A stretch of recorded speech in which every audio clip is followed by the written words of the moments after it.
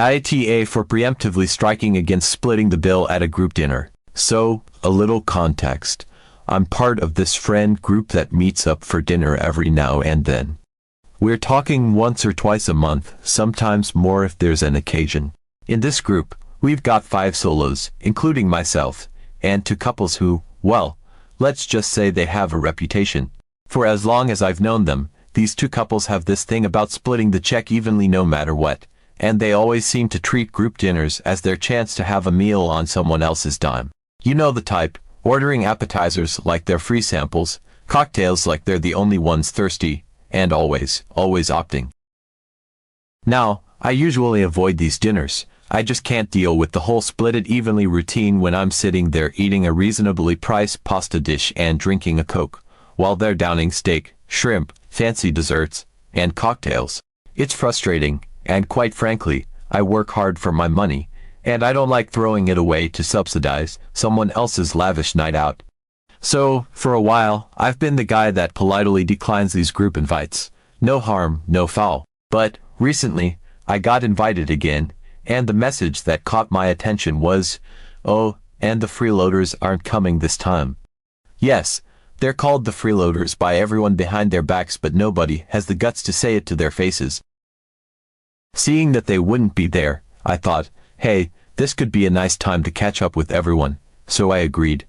I wanted to enjoy a chill dinner, and it felt like a safe bet since the usual drama wasn't going to be there. It's been a while since I've hung out with everyone, and I was honestly looking forward to it. So I got dressed up, grabbed my keys, and headed to the restaurant. I showed up at the place, a pretty nice restaurant downtown. As I walked in, I was all smiles, thinking, finally, no stress, no splitting the check nonsense. I said my hellos and took my seat. And that's when it happened. I heard this laugh, and I swear, my heart dropped. I turned around, and there they were, the freeloading couple sitting at the table. I had to do a double take because I was honestly stunned. I could feel that sinking feeling in my stomach. You know that feeling when you just know something's gonna go sideways? Yeah, that. I didn't even bother asking anyone what they were doing there or why I'd been misled about their attendance. Maybe it was a last-minute change, maybe not, it didn't matter. All I knew was that if I stuck around and did things the way we always do, I was gonna be footing a solid portion of the bill for their gourmet experience. So I put my game face on, took a deep breath, and decided I was not letting them take me for a ride this time. The night started off pretty standard. We all ordered, chatted, and caught up on life. I ordered a pasta dish, something mid-priced, and a Coke, nothing crazy. Meanwhile, the freeloaders were in full swing, ordering appetizers for the table, which, surprise surprise, they were the only ones really eating. It felt like watching a car crash in slow motion, but I kept my cool. I smiled, nodded, and participated in the conversation. Then the drinks started flowing, for them at least, cocktails, bottles of wine, you name it. All while I sat there with my Coke, taking small sips, just trying to stay calm and not let it get to me. As dinner wrapped up, I knew it was go time. I excused myself from the table, saying I needed to use the restroom. Instead, I found our server. He was a young guy, looked like he might have been in his early 20s. I walked up to him and said, "Hey, I was wondering if you could do me a favor. Would you mind separating my bill from the rest of the group?" He nodded, smiled, and said, "Of course, no problem at all." I thanked him, feeling an instant sense of relief. At least someone understood. I went back to the table, and soon enough, the server came around with the check. He handed me my separate bill, and I pulled out my card and handed it over to him immediately. As he walked away, I could see the freeloaders exchange a look, like something was off. When he came back with my receipt, I signed it, left a solid 25% tip because the guy deserved it, and that's when the freeloaders finally spoke up. One of them, let's call him Bob, looked at me with a confused expression and said, "Oh, I thought we were splitting it like we always do." I gave him a polite smile and said, "Oh, well, you're bad." And that's when the atmosphere changed. You could feel the tension at the table, like everyone was holding their breath. After my little comment, 2 of the other solos looked at each other and then at the server and said, "Actually, can we get separate checks too?" The server nodded, no complaints at all, and started working it out. I could see the freeloaders were getting increasingly agitated, whispering among themselves, looking at their phones, probably doing some mental math to figure out how much more they were gonna have to pay now that their usual victims had opted out. Once my bill was settled, I stood up, smiled at everyone, and said, "All right, folks, it's been fun. I'm gonna head out, good night." A few of them smiled back, a bit awkwardly, and said their goodbyes. The freeloaders barely looked at me, which I took as a badge of honor at that point. I walked out of there feeling light, like I'd finally stood up for myself against this ridiculous tradition. But, of course, it didn't end there. The next morning, I woke up to a text from one of the other people in the group. It wasn't one of the solos who had asked for a separate bill. It was someone who had kept quiet during the entire thing. Let's call her Megan. Megan basically sent me this long message about how my actions had disrupted the group vibe and how I was being in awe for making a scene. She said the freeloaders felt awkward and blindsided because we always split the bill evenly and that the whole point of these dinners was for everyone to enjoy themselves without worrying about costs. She even added that splitting it evenly helps with the 20% group gratuity, which, honestly, felt like such a reach. I was stunned. I mean, was I supposed to just keep letting them take advantage of me? I texted her back, saying I wasn't going to be guilted into spending beyond my means, especially when it was clear that the freeloaders were exploiting this setup. I also reminded her that the only reason I'd come in the first place was because I'd been told that these freeloaders wouldn't be there. I told her they've been pulling this crap for years, and I was tired of it. Megan responded with some passive-aggressive comment about how I should have just played along for the sake of the group and that my actions made others reconsider how they were paying too, which caused confusion and disrupted the dinner. I couldn't believe what I was reading. It wasn't like I stood up on my chair and shouted, "Separate checks for everyone." I literally just quietly handled my own bill and left. And here's the kicker. I found out later that two of the solos who asked for separate bills had actually texted each other afterward, saying they were glad I did what I did because they'd felt the same way for a long time, but didn't want to be the first to rock the boat. So, if anything, I feel like I finally gave people the push they needed to stand up to this freeloading nonsense. But now, I'm getting the cold shoulder from some people in the group, and there's this weird tension hanging over everything. It feels like I broke some unspoken rule, and I'm left wondering if I should have just sucked it up and dealt with the unfair split, or if I did the right thing by setting a boundary. Update. So, I've got an update for everyone. Honestly, I'm feeling a mix of emotions about everything that's unfolded since that dinner. First off, I want to say thank you to everyone who weighed in on my situation. I took a lot of your comments to heart, and it turns out, you all were more right than I could have ever imagined. After that weird text from Megan calling me out for disrupting the group vibe, I decided I wasn't just going to stew in this drama alone. I forwarded her text to the two people, who also asked for separate bills. Let's call them Dan and Rachel. I wanted to get their take on it because it really seemed like everyone was getting dragged into this nonsense, and I wasn't going to let my actions be misrepresented. Anyway, I texted them both, and, wow, their reactions were unexpected. Both Dan and Rachel were actually pissed off about the message Megan had sent me. Dan responded first, and I could tell he was typing like a madman because I got like 4 separate messages within a minute of each other. He was really blunt about it. "That's total BS. You're definitely not the I'm glad you did what you did." He went on to say that he was getting tired of the moochers and had been dreading these dinners for months. He said that, honestly, he'd wished he had stood up for himself sooner, but he always found himself going along to avoid rocking the boat. Then Rachel chimed in with her take, and it really surprised me. She said something that really put things into perspective for me. She said, "The group vibe was disrupted the first time you stopped coming." I was taken aback for a second and asked her to elaborate. Rachel explained that everyone knew why I stopped showing up, even if it wasn't explicitly talked about. It made the freeloading this massive elephant in the room. She said she could see the guilt on people's faces sometimes, especially the other solos, who were also tired of the splitting routine. But nobody wanted to bring it up, so they just let it fester and avoided confronting the issue. She admitted she was too passive to be the first one to do anything about it, but that when I left, it put a strain on everyone because, well, There was this unspoken awareness that things weren't fair. She ended her text by saying she and Dan missed having me at these dinners, and that it was nice to have someone who finally called out the unfairness, even if I didn't do it in a dramatic way. Honestly, that part really got me. I had no idea my absence had actually made that kind of impact. To hear them both say they missed me made me feel a lot better about everything. I wasn't just being selfish by not wanting to subsidize someone else's fancy meals. I was setting a boundary that needed to be set, and apparently, it had given other people the courage to start questioning things too. So, after we had this conversation, the three of us, me, Dan, and Rachel, decided we needed to reach out to Megan. Megan, by the way, is the person who usually organizes these dinners, so she's kind of the glue of the group in that way. We wanted to talk to her directly and try to figure out where her head was at, especially since she seemed to be the most upset about the disruption. When we got Megan on a call, she sounded a bit nervous at first, which made me think she knew we wanted to talk about more than just her text. I started off by apologizing if I made her feel uncomfortable at the dinner, but also told her that I needed to set my boundaries. I told her I didn't think it was fair for me to keep subsidizing these extravagant meals just because a couple of people decided they were entitled to order the most expensive items every single time. And then Megan said something I didn't expect. She apologized to me.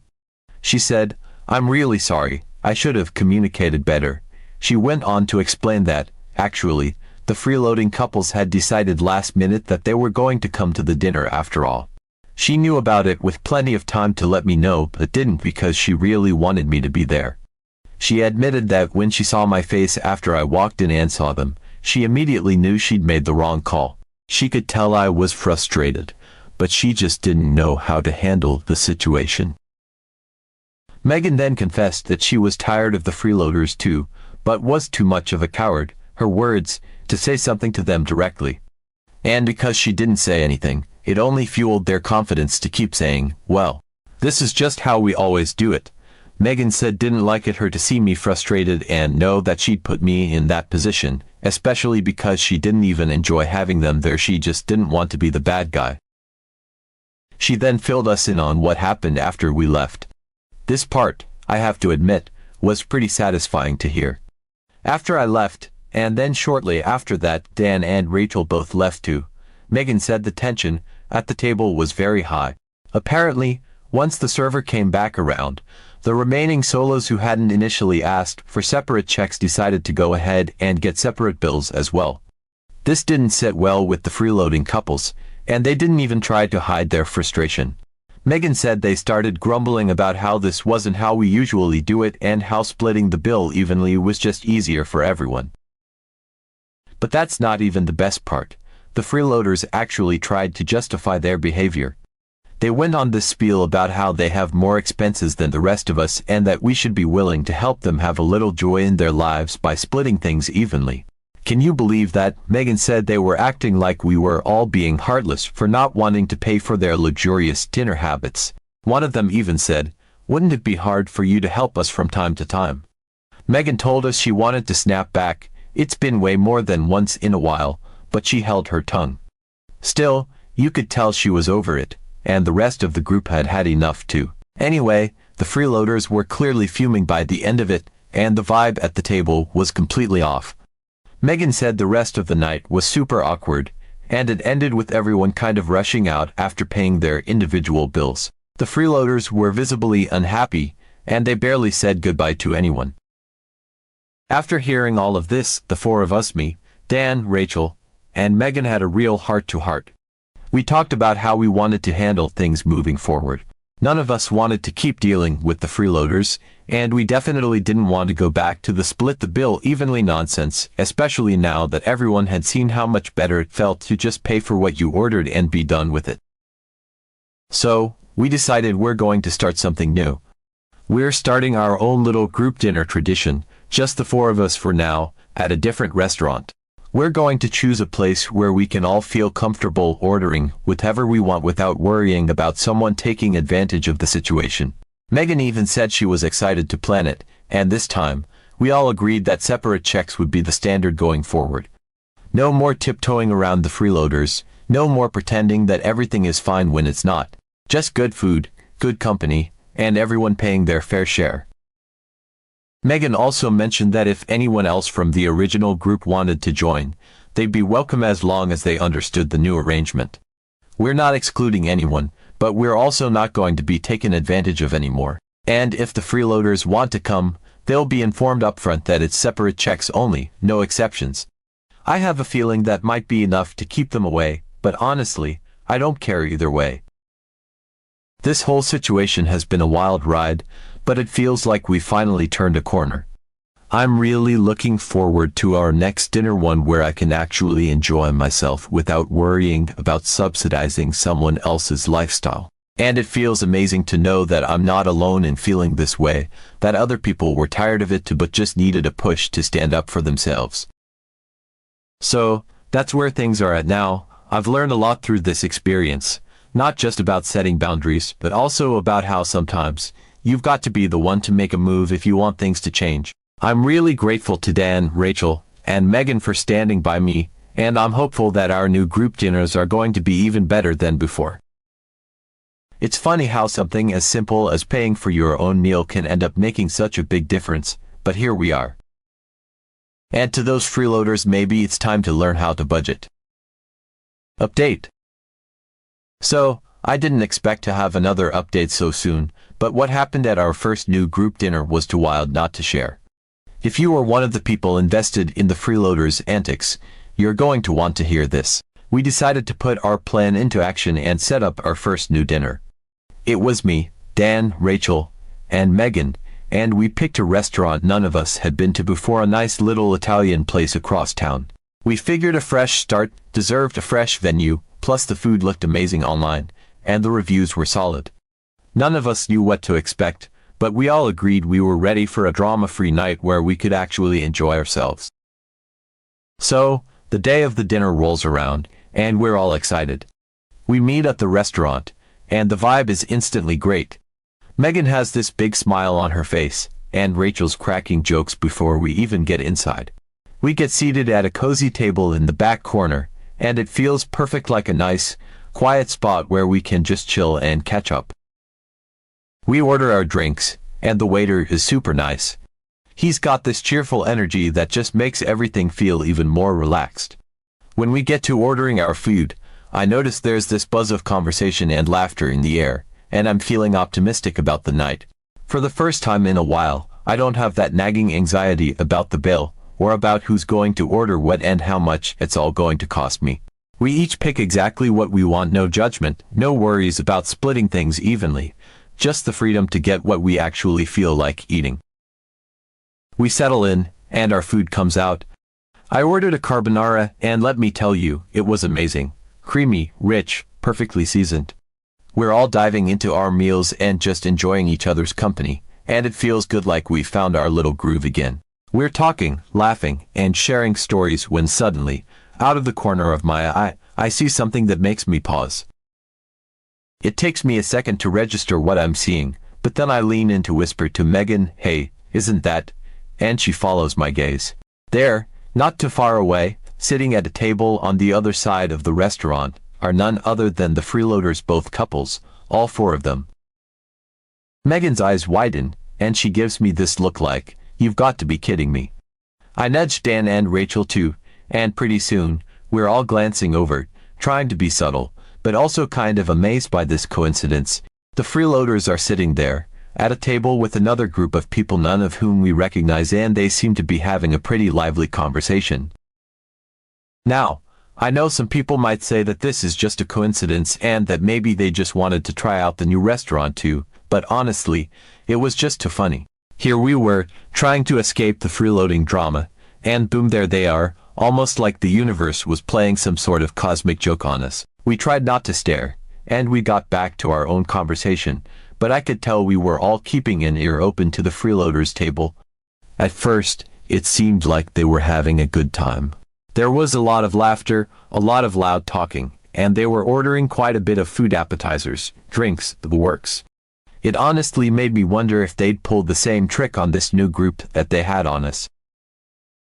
Anyway, we continued with our meal, But it wasn't long before the energy at the freeloaders table started to change.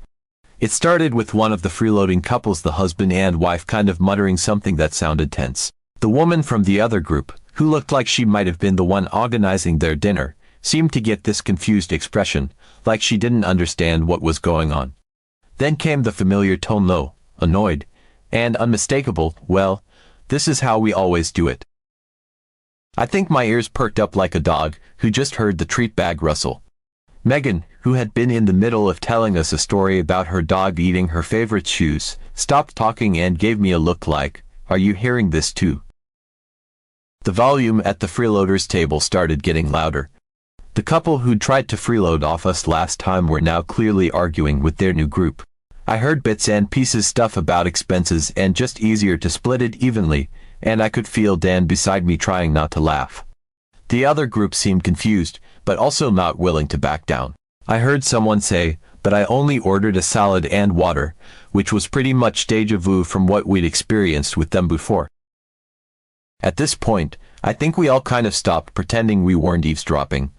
I could see Megan biting her lip, trying not to burst out laughing, and Rachel had her hand covering her mouth, her shoulders shaking slightly. The freeloaders were getting increasingly agitated, while the other group seemed to be standing their ground. It was like watching a replay of what had happened with us, but this time from a safe distance, and it was honestly a little validating. It escalated for a bit, and then, all of a sudden, it seemed like things just imploded. I couldn't hear every word, but I caught enough to know that the other group was done with the freeloaders' nonsense. They ended up getting separate checks after all, and you could see the irritation written all over the freeloaders' faces. They were definitely not happy about it. The rest of the group paid their bills, each individually, and left without saying much more. They clearly didn't want anything to do with the freeloaders after that argument. So there the freeloaders were, left sitting alone at the table, looking super annoyed and awkward. You could tell they were trying to save face, but honestly, it was pretty satisfying to watch them deal with the fallout of their own entitlement. Eventually, they called the waiter over and, grudgingly, paid their own bill. They left shortly after, still looking sour. The entire time, we just sat there, trying not to make eye contact with them so we wouldn't get pulled into their drama, but it was so hard not to laugh. Once they were gone, Megan let out this massive breath she'd apparently been holding and whispered, "Did that seriously just happen?" We all just lost it. Dan was the first to start laughing, and it quickly spread to the rest of us. I couldn't help it, there was just something about seeing these freeloaders try to pull the same trick on a completely different group, and then watching it backfire on them, that felt incredibly vindicating. It was like karma had decided to make an appearance, right there in the middle of the Italian restaurant. When our waiter came back, we were all still giggling, and we asked for our checks, separate checks, of course. The waiter, who'd probably heard some of the freeloaders' commotion, smiled knowingly and didn't even bat an eye.